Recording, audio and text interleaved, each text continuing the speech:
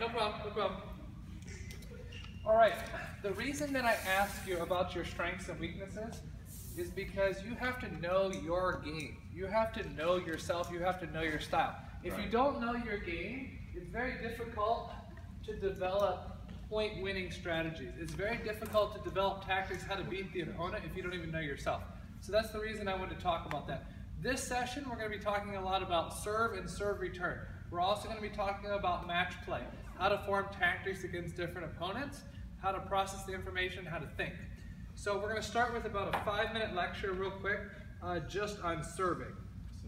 The first point, I'm going to give you guys your notes when we're done. The first point, there's 9 points here, is use the serves that best set up your game. Right. So if you're an offensive looper, what might be a good serve that would set up your game? Short chop. Okay, so maybe some short chop serves, maybe that would allow you to loop first. What if you're a blocker and you like to play fast rallies? What type of serve would probably best set up your game? Topspin serve. Maybe some deep, fast serves to get your game going, okay? Right. So a lot of people have serves that don't match their game. You need to have a serve that goes with your game. Even if your serve is good, if it forces you to play in an awkward way, that's bad. So one of my students, he has a very good loop against the flip. So what type of serve do you think he serves, baiting his opponent to flip? Short serve. Short what? Short. Underspin. No spin or. If you serve short underspin, they can push short. What do you think he serves? What do you think? Short. Topspin. Good, Roger. Okay. Short topspin. Because what do people usually do against short topspin serves? Flip, and that's what he wants, you know? So that serve goes together with his game. Does that make sense? Makes sense. So when you're thinking about, okay, I need to practice my serves, I need to come here to Paddle Palace on a weekly basis and practice my serves, you have to know which serves to be practicing. The second is train them in a tournament environment. When you're playing a tournament, are you sometimes sweaty? Okay, are you sometimes tired, sometimes nervous? Yes. When I see people practicing serves here, they whip out a bucket of balls and they're just fresh and they're just serving. Sometimes you have to be fatigued when you serve. So I'll sometimes have my students run sprints or do push-ups or whatever till they're dripping sweat, so tired they can hardly hold the racket, and then I have them serve. Wow. The third thing, and I'm going to actually ask a quick survey on this one before I give my answer. How many serves is appropriate to miss in a match? What do you think? Let's take a quick survey. How many serves do you think is appropriate? How many serves would be allowable in a match? What do you think? To miss your own serve. 0. What do you think? You know, I'll say 10% to miss. 10%? Okay, what do you think? 50%. 50%? That'd be a lot of serves to miss. My game is like a 20%. Or what do you think? Well, you didn't say how long a match, but A match, let's say 4 games. In 4 games, how many serves do you think you'd be allowed to miss? 4 serves, 10 serves, 0, 1? What do you think? our level 2. 1 or 2. What do you think? I would say maybe 1 or 2. Those are Per 3 points game, you're giving per game. away. I would say 0. Maybe 1 or 2. 0 to 1. Okay, 0 is definitely the wrong answer. 0. I've had students coming to me actually bragging, I played 20 matches in the last tournament and I didn't miss a single serve. I said, that's bad because you're not pushing the limit for how low, how fast, how spinny you can serve. If you tell me that you served 800 serves in the last tournament and you didn't miss a single serve, you're not really pushing the limit, okay?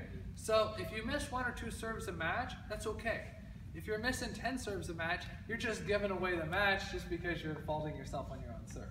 Does that make sense? Makes sense. So if you're really pushing the limit, you are going to miss some serves, and that's okay. All right, the fourth point is use your best serves early. Now everybody argues with me on this one. Everybody wants to save that secret serve till 9-9 in the 5th, and I'm like, you know, if it's that good, maybe you could store up and get points early as opposed to just saving it for the last serve, okay?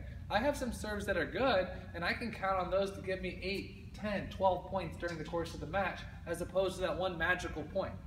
What would I rather do? Would I rather be up 2-0 on games and 5-0 and then suddenly my serve stops working, or to be 2-2, 9-9 and pull out a serve that might possibly could maybe work? So the idea is if you have a good serve, use it. Okay, this is true for tactics as well. I recently had one of my students play against the guy, he had a terrible backhand. my student started off the first game playing everything to the backhand. My student was up 6-1. And then suddenly, for no apparent reason, my student started playing to the forehand and lost 11-8. After the match, I'm like, come on, what's going on? Why did you suddenly play to the forehand? He's like, shh. He's like, I didn't want him to know that I knew his weakness. No, like seriously, like how pathetic is that? Would you rather lose having this secret weakness that I know his weakness, but you lose? Or would you rather pick on his weakness and win? See, the most devastating thing in table tennis is when your opponent knows that you know his weakness and you're going to keep picking on it until he does something else. Okay. So, going back to the illustration, my student played to the backhand, my student was up 6-1. Right. If my student, we're speaking hypotheticals here, if my student had continued playing to the backhand, You won. would my student have won? The match. Maybe. Maybe. We don't know. It's hypothetical, but I think he would have won. What could that guy have done to adjust? Switch and take it with his forehand. He could have stepped around, pivoted on the backhand side, taken him on his forehand. But until he proved that he was going to do that, you play to the weakness until he changes. Make him uncomfortable. See what I mean? It happens all the time. I love going to tournaments and sitting on the sidelines, watching players come back and talk to their coach. The player will win the first game 11-2, and he'll be like, okay, coach, I got to change my tactics. And the coach is like, why? The player's like, well, because this guy's going to change his tactics. Oh. Well, if he does, that's fine. But tactically speaking, you keep playing to the weak point and change when it's necessary. If he doesn't adjust, you're going to win the match easily. Makes sense. All right, point number 5 is vary the quality of the spin. I know a lot of people have one backspin serve here, one topspin serve. It's not always about changing the spin, it's also changing the amount of spin. Point number 6, remember to attack.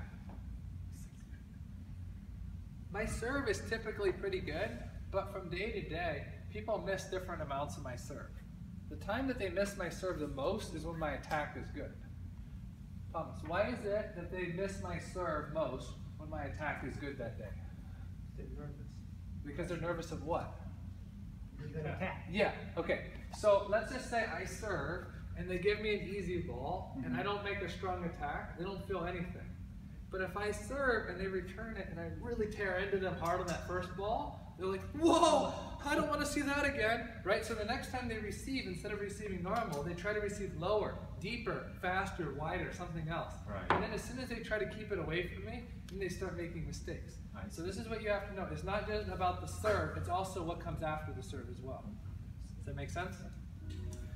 Okay, point number 7. Be willing to sacrifice a couple points.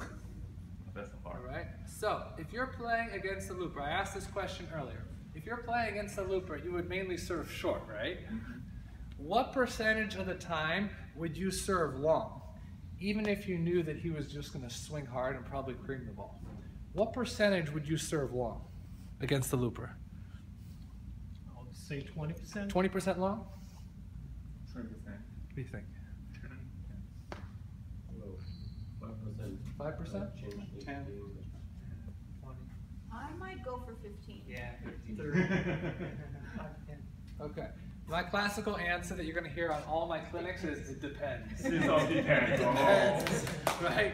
I know. If you're serving short and you're up 6-0 in the first game, there's no reason to serve long. Just keep serving short. But now all of a sudden you're serving short and the guy's neutralizing it, or he's really flipping your serve well. Okay, you need to change a pace. So then you serve long. Maybe he steps around and just creams the forehand hard, but now he's waiting for the long ball. Now all of a sudden your short serve is more effective. So it's called a sacrifice point. That you sacrificed one point, but then it put doubt in his mind about if you're going to serve short or long, and then it caused him to miss your short serve. So that sacrifice point of doing that actually helps. But you have to know when to sacrifice and when not to. If you're on a winning streak, there's no reason to try something different. Okay? Even my friend Yahao, he's actually an Otaku sponsored player, sponsored by Paddle Palace. He was playing a big match at the US Nationals last year and I was coaching him. And tactically, he was playing everything correct at the end of the 7th game. And then all of a sudden, he just decided for no reason to change up and do something different. There was no reason for it, and it didn't work. Okay, he lost the match. And afterwards, he's like, no. He's like, why did I change? I shouldn't have changed. There was no reason to change. The whole 7th game, I was in control, and then I changed tactically, and it didn't work. So if you're up 9-3, the other guy comes back 9-7 or 9-8, you better change something tactically. But if you have momentum, don't be changing too much. The 8th one is train them to perfection.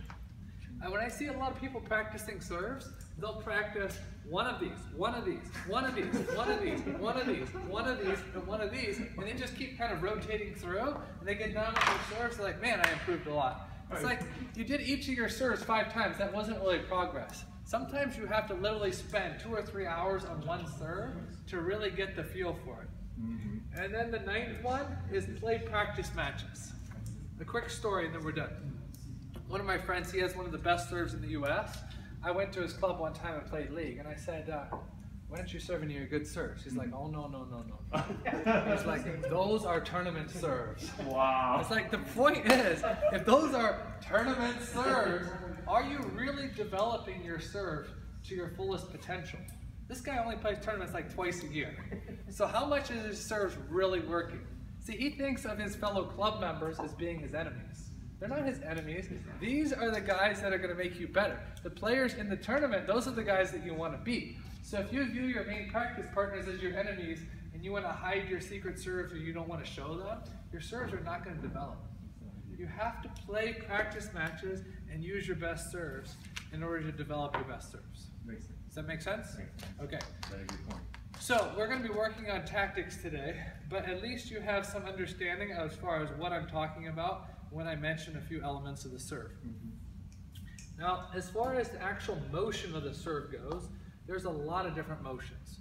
I think I told some of you this yesterday. You were asking me about how to disguise the motion. Almost every serve has a semicircular motion.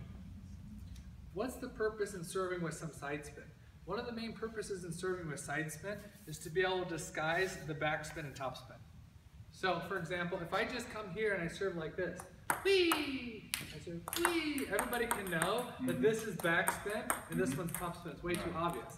But if I'm able to serve, let's say, heavy side spin, and then I want to add a little bit of topspin, or if I want to add a little bit of backspin, the serves look quite similar. Okay? So when you're doing a side spin serve, it's very easy to hide the backspin and topspin combinations. Okay? So with a semicircular motion, if I served like this, Phil, what spin would it be? What do you think? Depends on, Depends on what? Depends on where you hit the ball. Yeah, so if I hit the ball here, what spin is it? That's What if I hit it here? Side. Side. If I hit it here, it's topspin. Okay? So these principles apply to all the different serves. But we're just going to be working on 2 basic serves. We're going to be working on the backhand serve and the forehand serve. And I'm going to go from table to table, kind of giving some advice on it. The backhand serve is the same thing. Semicircular motion like this. If I hit the ball here, it's backspin. If I hit the ball here, it's side spin. And then if I hit the ball here, it's topspin. Okay? But before we get started on the serves, I think we need to warm up a little bit. We're going to do serve, serve return, and then we'll be working more on tactics. So go ahead and grab a practice partner, grab your racket, and then come on out to the table.